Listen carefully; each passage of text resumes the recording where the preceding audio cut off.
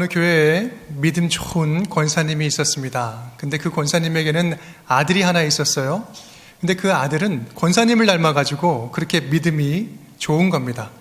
믿음만 좋은 것이 아니라 공부도 잘해요. 공부도 너무 잘해서 공부를 열심히 해서 의대에 들어갔습니다. 공부를 잘 마쳤습니다. 주위 사람들이 참 많이 부러워했어요. 그리고 권사님도 믿음으로, 신앙으로 아이를 잘 키웠기에 자부심이 굉장히 대단했죠. 그러던 어느 날 우리 아들이 엄마에게 찾아와서 이야기를 합니다. 어머니, 내가 하나님 나라 위해서 하나님이 기회를 주셨고 또 의대 가서 공부를 잘 마쳤으니 이제 하나님 나라 위해서 이 의수를 사용하겠습니다 라고 이야기를 하는 겁니다. 그 이야기를 듣던 권사님이 곰곰이 생각하다가 이렇게 이야기를 합니다. 야 이놈아, 내가 예수님 잘 믿으라고 했지 언제 예수님처럼 살라고 그랬냐. 안 돼. 네, 가정은요 죽는 날까지 배우는 교실입니다. 부모는 영원한 선생이죠. 우리는 우리 가정과 같은 가정이라는 이 교실에서 우리 아이들을 어떻게 또 어떤 신앙을 가르치고 있는지요. 오늘 이야기하는 권사님처럼, 믿음 좋은 권사님처럼 예수 잘 믿어야 된다, 잘 믿기만 하면 된다, 딱 거기까지 가르치고 있지 않습니까? 너무 빠지면 안 돼, 적당히 믿어야 돼, 이렇게 가르치고 있지는 않나요? 우리의 자신을 한번 되돌아볼 필요가 있습니다. 가정에서의 신앙교육 정말 중요합니다. 가장 중요하죠. 오늘 본문 이야기는 골리앗 앞에 선 소년 다윗의 이야기입니다. 오늘 다윗의 모습을 통해서 우리 자녀들을 우리 도대체 어떻게 키워야 될지, 또한 우리는 하나님의 자녀로서 어떻게 살아야 될지 다윗의 모습을 통해서 주님이 주시는 음성을 들으실 수 있기를 간절히 축복합니다. 따라하겠습니다. 용기 있는 자녀로. 우리 함께 읽겠습니다. 45절 말씀 시작. 다윗이 블레셋 사람에게 이르되 너는 칼과 창과 단창으로 내게 나아오거니와 나는 만군의 여호와의 이름 곧 네가 모욕하는 이스라엘 군대의 하나님의 이름으로 내게 나아가노라. 아멘. 오늘 본문의 상황은 이스라엘 백성들에게 아주 고통스러운 상황이었습니다. 블레셋 군대가 이스라엘을 쳐들어왔는데 그냥 쳐들어온 것이 아니라 굉장히 막강한 그런 군사를 데리고 쳐들어온 겁니다. 그것도 골리앗이라는 그 인물을 데리고 왔어요. 골리앗의 키는 3m였습니다. 철갑옷을 입고 모든 무기란 무기는 다 장착하고 있어요. 누구도 쉽게 상대할 수 있는 그런 용사가 아닙니다. 물론 이스라엘 쪽도 굉장한 그 장수들이 많이 있었어요. 사울도 보면 얼굴이 잘생겼을 뿐만 아니라 굉장히 싸움을 잘하는 장수였어요. 또 군대 장관 아브넬이라는 굉장히 위대한 장관도 있었고요. 요압 장군도 있었을 것입니다. 그런데 아무도 이 골리앗 앞에서는 지금 나오지 못하고 있는 상황입니다. 신들의 전쟁이기 때문에 이 이스라엘을 무시하는 것은요, 곧 이스라엘의 하나님을 무시하는 것과 똑같았습니다. 이스라엘로서는 굉장히 모욕적이고 치욕적인 상황이었습니다. 아무도 나서지 못하고 발만 동동 구르는 이런 상황에 어린 소년 한 아이 다윗이 소리 지르면서 등장을 합니다. 너는 칼과 창과 단창으로 내게 나아오거니와 나는 만군의 여호와의 이름 곧 네가 모욕하는 이스라엘 군대의 하나님의 이름으로 내게 나아가노라. 소리 지르면서 나옵니다. 골리앗이 보니까 자기 키에 반절도 안 되는 조그만 아이가 나와서 소리를 지르는 거예요. 그러니까 황당해하면서 이렇게 이야기를 합니다. 네가 지금 나를 개로 여기고 막대기 하나 들고 좀 나와가지고 나한테 나오느냐? 날 지금 개처럼 무시하냐? 이런 이야기를 하고 있는 겁니다. 네가 개냐? 내가 개냐? 누가 진짜 개 같은 인생이냐?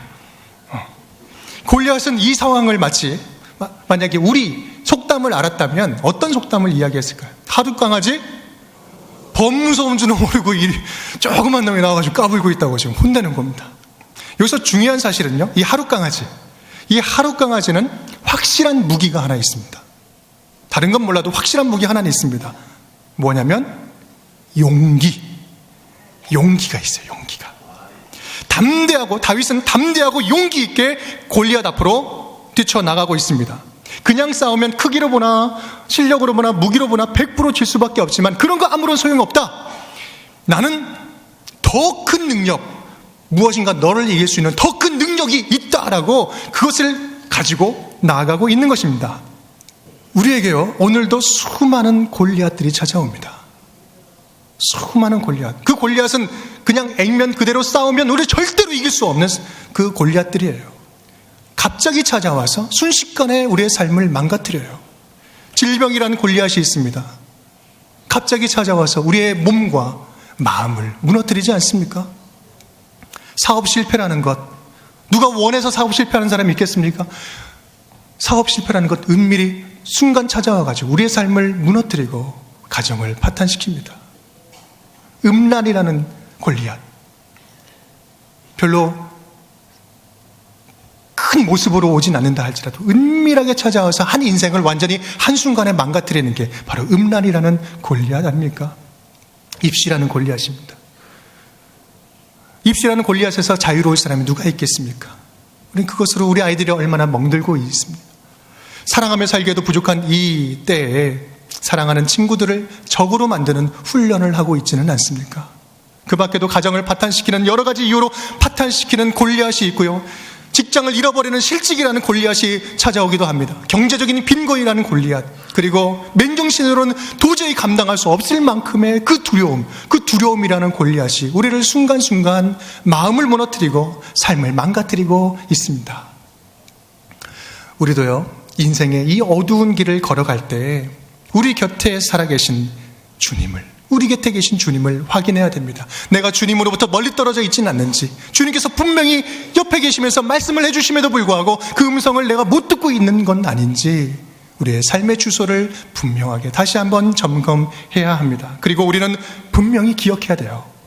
우리 주님은 어떤 순간에도 우리와 함께 하신다는 사실 말입니다. 졸지도 아니하시고 주무시도 아니하시며 우리의 모든 삶을 돌보고 계신다는 그 사실을 분명히 믿을 수 있기를 바랍니다. 시편 121편은 이렇게 이야기합니다. 다 함께 시작. 여호와께서 너를 실족하지 아니하게 하시며 너를 지키시는 이가 졸지 아니하시리로다. 여호와께서 너의 출입을 지금부터 영원까지 지키시리로다. 아멘. 우리는 그 임마누엘 주님을 믿는 거예요. 주님이 나와 함께 하십니다. 그렇기 때문에 나는 결코 혼자가 아닙니다. 아무리 강한 대적이 쳐들어와서 나를 위협하고 두려움 가운데 몰아낸다 할지라도 나와 함께 하시는 하나님, 나와 함께 하시는 하나님이 작정하고 손가락 한 번만 튕기면 모든 대적들은 먼지처럼 사라질 것입니다. 이것이 바로 다윗의 용기였습니다. 출애굽하던 이스라엘이 애굽의 군대가 쫓아오는 그런 상황 속에서 앞에 홍해를 만나게 됩니다. 사면초가 진퇴양난의 그런 상황에 처하게 됩니다. 그런 상황에서 모세는 뭐라고 선포합니까? 너희는 가만히 있어 주가 하나님 됨할지어다. 너희는 가만히 있어. 이제부터는 너희는 가만히 있고 이제부터 하나님이 일하실 거야. 하나님이 반드시 살아있어. 열방과 세계 가운데 그가 높임을 받을지어다 선포하며 나아가는 겁니다. 앞으로 우리 자녀들이 살아갈 세상은 지금 우리가 겪고 있는 이 골리앗과는 비교도 안 될 그런 골리앗들이 기다리고 있습니다. 더 크고 무서운 골리앗들이 있습니다. 그렇다면 우리는 우리 자녀들을 무엇으로 무장시켜야 되겠습니까? 오늘 다윗처럼 주님께서 나와 함께 하십니다. 이 분명한 믿음, 임마누엘 용기로 무장해야 합니다. 주님이 함께 하시면 이길 수 있습니다라는 이 용기 있는 믿음으로 무장되어야 될 줄 믿습니다. 저와 여러분, 그리고 우리 자녀들에게 다윗과 같은 이 임마누엘 용기가 가득 차고 넘치기를 주님의 이름으로 축복합니다. 우리 따라하겠습니다. 슬기 있는 자녀로. 네, 두 번째, 슬기 있는 자녀로 키웁시다. 우리 함께 읽겠습니다. 시작. 또 여호와의 구원하심이 칼과 창에 있지 아니함을 이 무리에게 알게 하리라. 전쟁은 여호와께 속한 것인즉 그가 너희를 우리 손에 넘기시리라. 아멘. 아멘. 골리앗과 같은 대적을 우리가 만날 때에는요, 용기가 필요합니다. 그런데 중요한 것은 이 용기는 반드시 슬기가 뒷받침될 때에야 용기를 가질 수가 있어요. 이 전쟁은 지금 너에게 속한 것도 아니고 나에게 속한 것도 아니다. 이것은 누구에게 속았다? 하나님께 속한 것이다. 오직 하나님 손에만 달렸다라는 그 믿음입니다. 이것이 바로 다윗의 슬기였습니다. 이 슬기는 다른 말로 이야기하면 지혜죠. 지혜가 있어야 용기를 가질 수 있습니다. 잠언 9장 10절에서는 참된 지혜를 이렇게 이야기합니다. 시작. 여호와를 경외하는 것이 지혜의 근본이요 거룩한 자를 아는 것이 명철이니라. 아멘. 내가 이길 수 있는 것은 하나님 손에 달렸어. 오직 하나님께만 달렸다. 진정한 진짜 참된 슬기는 무엇입니까? 지혜는 무엇입니까? 우리 하나님을 제대로 아는 거예요.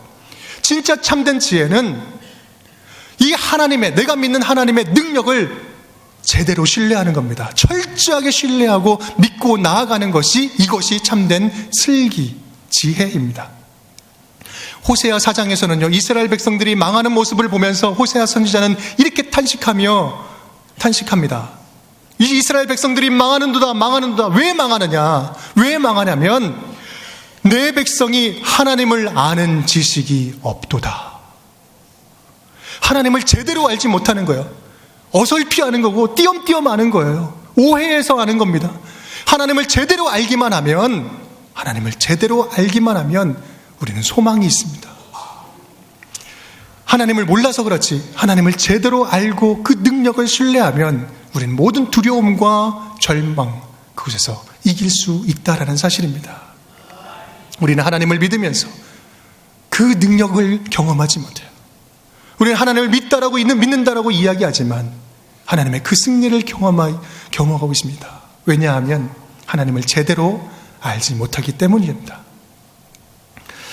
사실 다윗은요, 다른 형들에 비해서 좀 초라하고 볼품이 좀 없었습니다.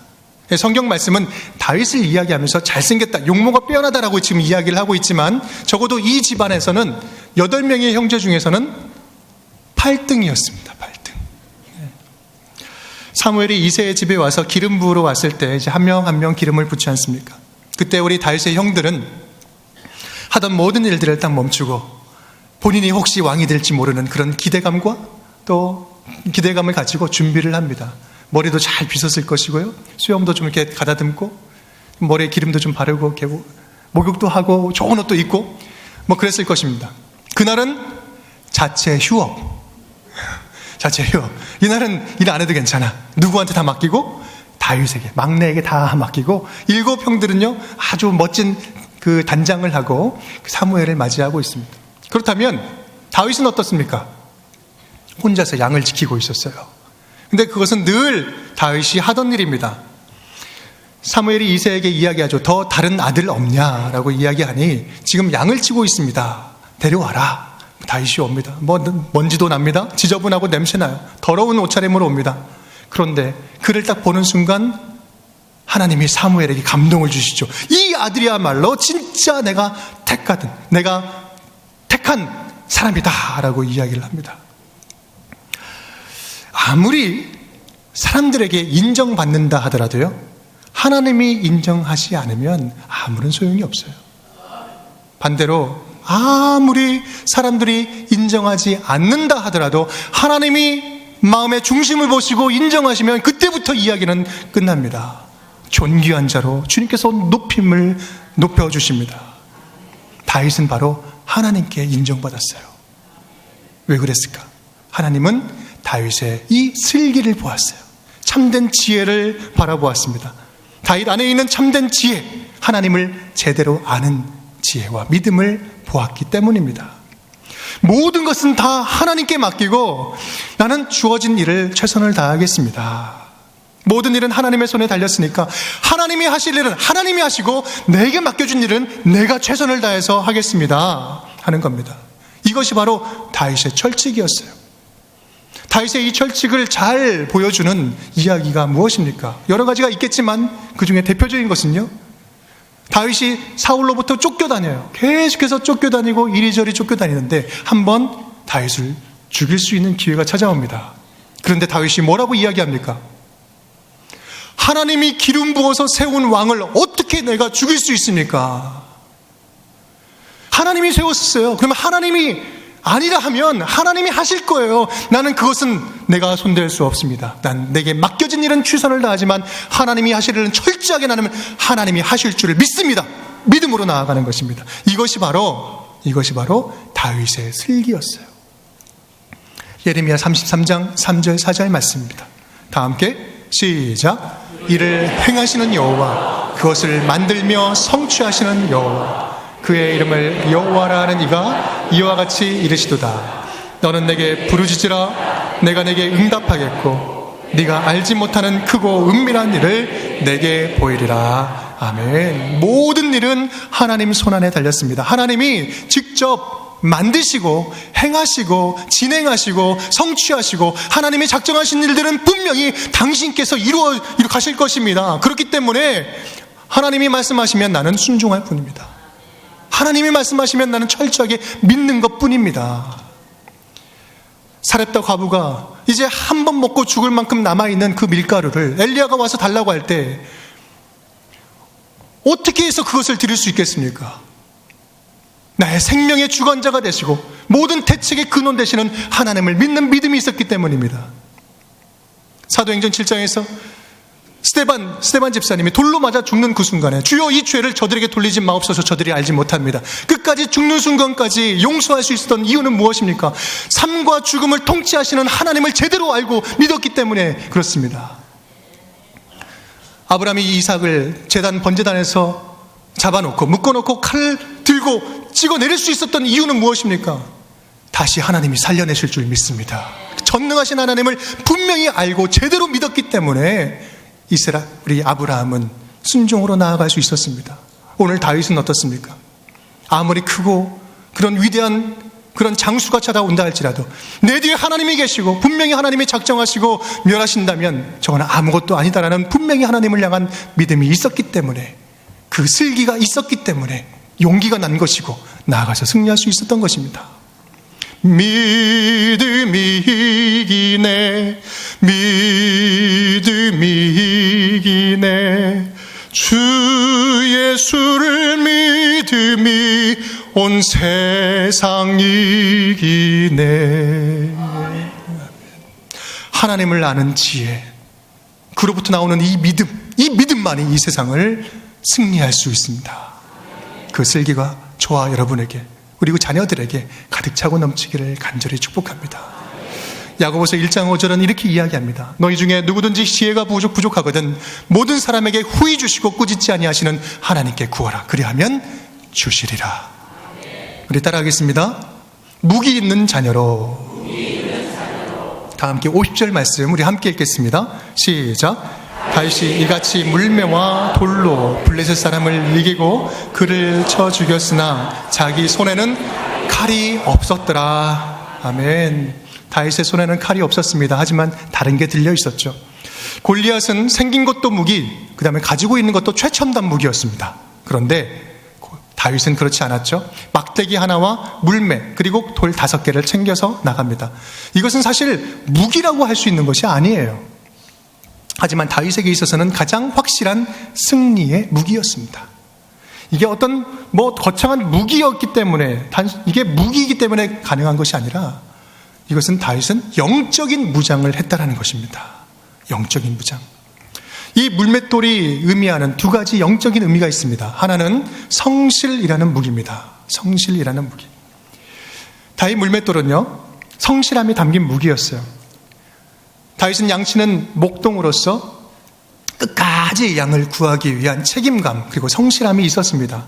성실하게 매일매일 물맷질을 돌리면서 연습을 하는 겁니다. 그래서 아무리 무서운 맹수가 온다 할지라도 정확하게 맞추는 연습을 한 겁니다. 두려워하지 않고 정확하게 맞추는 실력을 갖춘 것입니다. 그래서 사자나 곰이나 양을 물어가면 정확하게 맞출 것을 딱 맞춰가지고 거기서 입에서 양을 구해내었다. 이것이 다윗이 습득하고 있었던 성실의 무기입니다. 이러한 실력을 사실로 다시 한번 우리가 생각을 해보면, 다윗이 볼 때 골리앗은요, 큰 짐승이에요. 몸집 큰 그 짐승이에요. 곰 같은 짐승이잖아요. 성실로 무장하면 아무리 큰 세상의 골리앗도요, 큰 덩치 큰 강아지일 뿐입니다.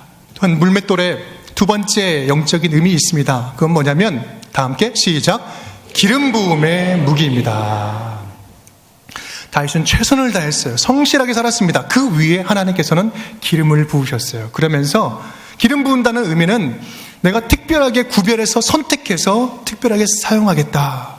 성경에 볼 때 기름 부을 때는 세 인물을 기름을 붓습니다. 왕 세울 때, 선지자 세울 때, 제사장 세울 때 기름을 붓습니다. 그래서 특별하게 성별된 하나님의 종으로서 임무를 주죠.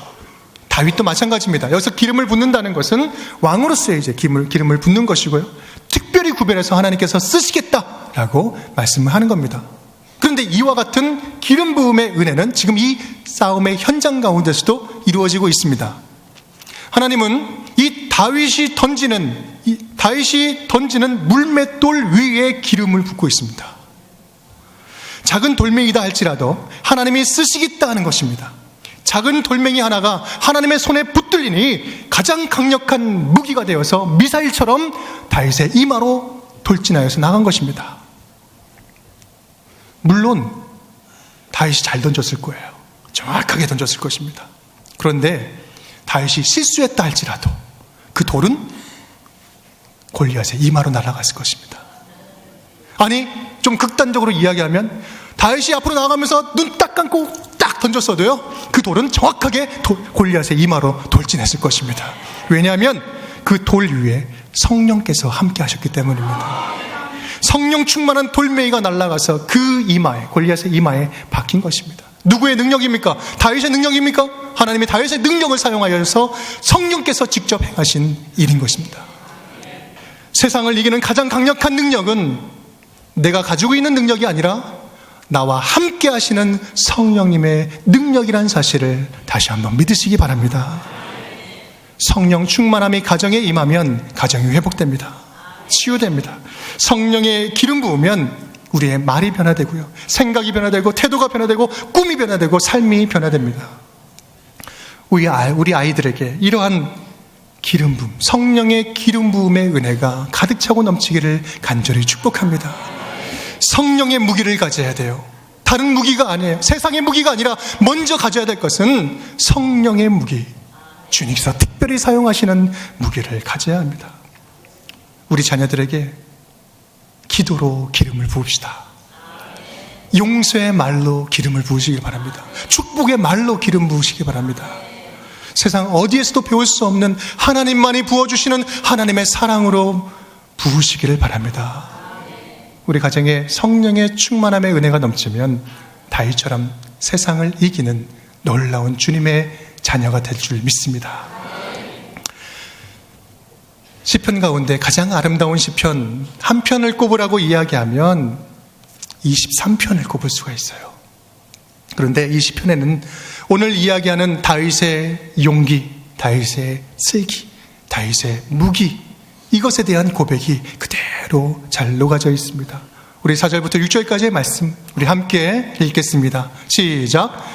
내가 사망의 음침한 골짜기로 다닐지라도 해를 두려워하지 않을 것은 주께서 나와 함께 하심이라. 주의 지팡이와 막대기가 나를 안위하시나이다. 주께서 내 원수의 목전에서 내게 상을 차려주시고 기름을 내 머리에 부으셨으니 내 잔이 넘치나이다. 내 평생의 선하심과 인자하심이 반드시 나를 따르리니 내가 여호와의 집에 영원히 살리로다. 아멘. 오늘 다윗은 말씀을 통해서 용기를 보여주었습니다. 그리고 참된 지혜와 슬기를 보여주었습니다. 그리고 세상 어떤 것도 이길 수 있는 성령의 무기를 보여주었습니다. 말씀을 들은 우리도, 그리고 우리의 자녀들도 세상의 절망과 두려움이라는 이 골리앗 앞에서 다윗처럼 믿음으로 승리하며 나아가는 믿음의 자녀들이 될 수 있기를 주님의 이름으로 축복합니다.